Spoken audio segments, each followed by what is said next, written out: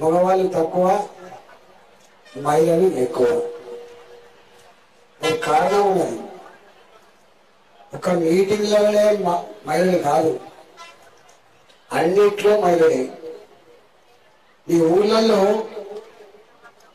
వైద్యం అందించే ASHA worker, second ANM, దవాఖాన పోతే సర్వీస్ చేసే నర్స్ మహిళలే.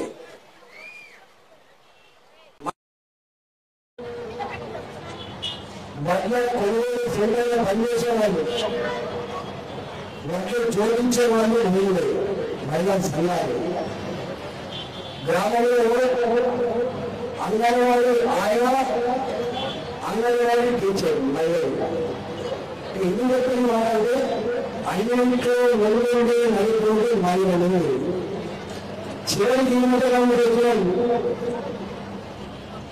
మగవాళ్ళ సైన్యంలో మండలంలో వచ్చే మహిళలు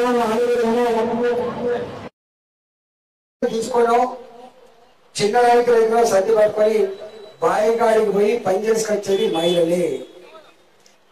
అంటే అన్నిట్లో మహిళలే అని చెప్పి గుర్తించిన నరేంద్ర మోడీ గారు ఏమిచ్చినా తెలుసా? ఆశా వర్కరు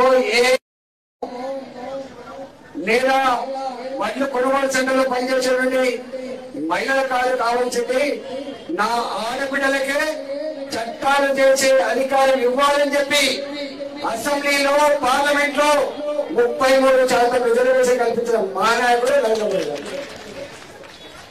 ఇప్పటిదాకా మా మహిళలు సర్పంచ్ లైన్లు, ఎంపీటీసీలు మాత్రమే అయిన్లు, జడ్పీ చైర్మన్ లైన్లు, ఎంపీపీ లైన్లు. రాబోయే కాలంలో ఈ రాష్ట్రంలో 3 మహిళలు ఎమ్మెల్యేలు కాబోతున్నారు. 119 మందిలో 40 మంది మహిళలు రేపు ఎమ్మెల్యేలు కాబోతున్నారు.